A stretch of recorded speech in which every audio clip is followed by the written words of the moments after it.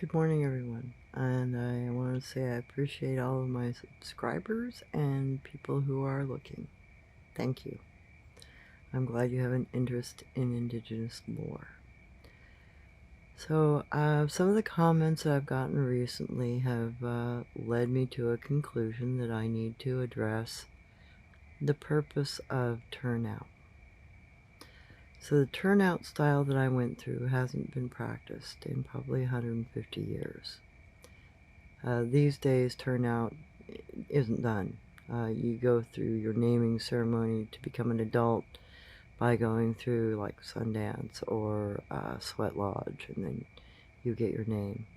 There's no trial error of how to survive unless you're part of, a medicine man group or some specialized cultural indigenous hunting clan or whatnot, because there are still a few of those left, and native Alaska natives still are part of the bear clans, for instance, and still practice bear magic. I'll do a video on that. So the purpose of turnout is to teach an individual what it takes to evolve. So the reason why you're given nothing is you are to act as if you are a caveman, if you are a primordial human. You have nothing. You have to learn about fire, you have to learn about food gathering, you have to learn about tools, you have to make your own tools, you have to learn about clay, you have to learn about how to fire clay, etc. So the teaching starts you off with only your mind and only your hands.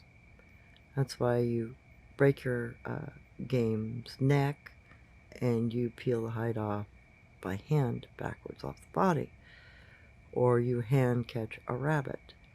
Instead of using a snare, etc., you lay on the berm. A rabbit will come out of the berm in the morning. They will look at the skyline. They'll close their eyes and they'll yawn. Gives you just a second to grab them by the ears, if you're lucky. That is ancient methods for hunting. That's food gathering.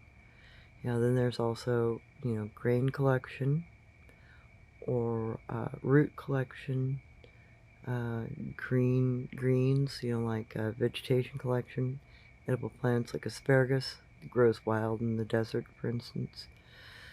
So those sorts of hand-gathered, without any tools, with only using your wits, are the intention.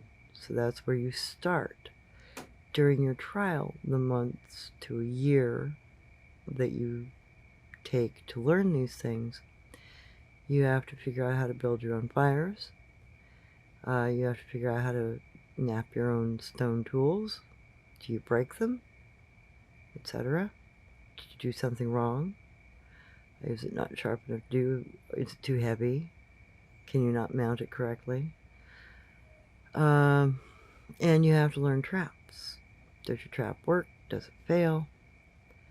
So when modern Americans think of Native Americans, they think of, us with bows and arrows. They think of us with spears and, forcing buffalo off of cliffs or hunting them down on horseback.